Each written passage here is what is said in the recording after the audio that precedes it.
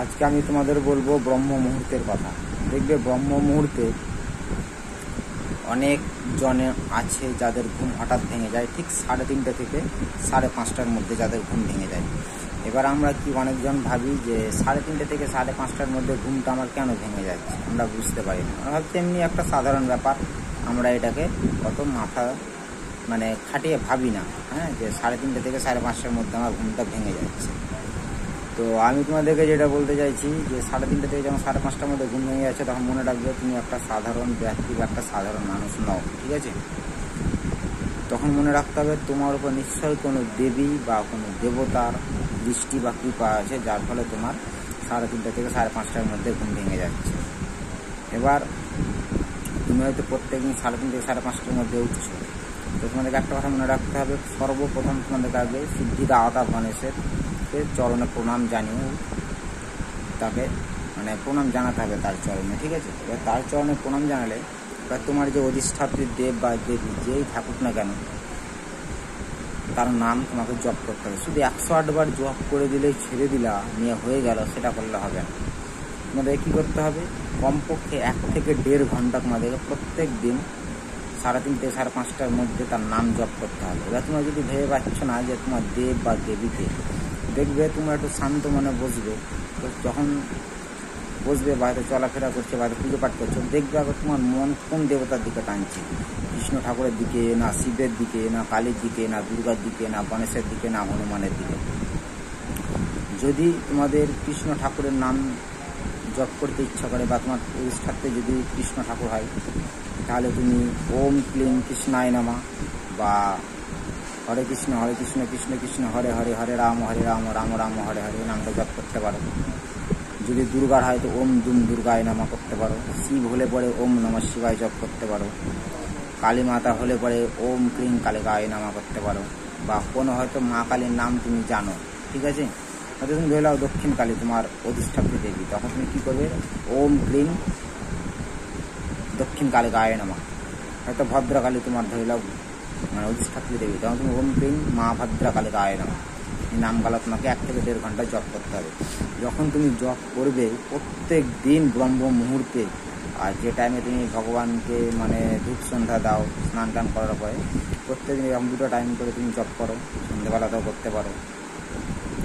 তো তুমি নিজে বুঝতে পারবে যে তোমার আশেপাশে কোনো শক্তি ঘুরে বেড়াচ্ছে, চলাফেরা করছে, ঠিক আছে?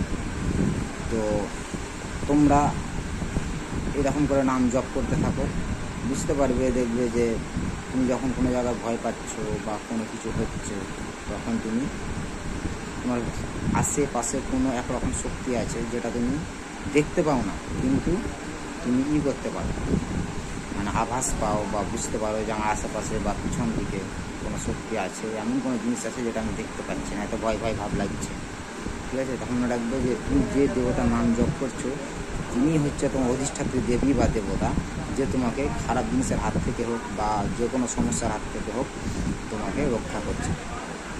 তো তোমরা ব্রহ্ম মুহূর্তে উঠে প্রত্যেক দিন গণেশের চরণে সর্বপ্রথম প্রণাম জানিয়ে সেই দেবতার নাম জপ করো, ঠিক আছে? তোমরা নিজেরাই ফল বুঝতে পারবে, ঠিক আছে? আমি আগে এরকম করতাম, আমার সাথে সব ঘটনাকলাপ ঘটেছে বলে আমি তোমাদের কাছে তুলে ধরছি। এগুলো কোনো রকম মিথ্যা কথা বা কোনো রকম মিথ্যা প্রচার না, ঠিক আছে?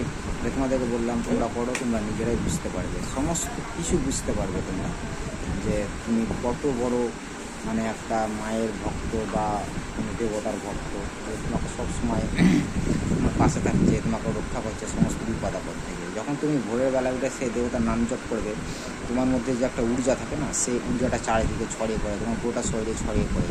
তখন তুমি একটা নিজেকে এমন ফিল অনুভব করবে যে দেখবে তোমার কোনো নিজের ভয় লাগবে না, আপনার মন শান্ত হয়ে গেছে, অনেক রকম ফিলিং বুঝতে পারবে, ঠিক আছে? সবার সাথে যে একই রকম ফিলিংস হবে সেটা কথা না, তো আমার সাথে তো আলাদা হয়েছে, তোমাদের সাথে অন্যরকম হতেও পারে বা আমার মতো হতেও পারে, ওটা কোনো ব্যাপার না। তো আমি তোমাদেরকে এটাই বলবো, তোমরা অবশ্যই ব্রহ্মচর্য পালন করো, ঠিক আছে?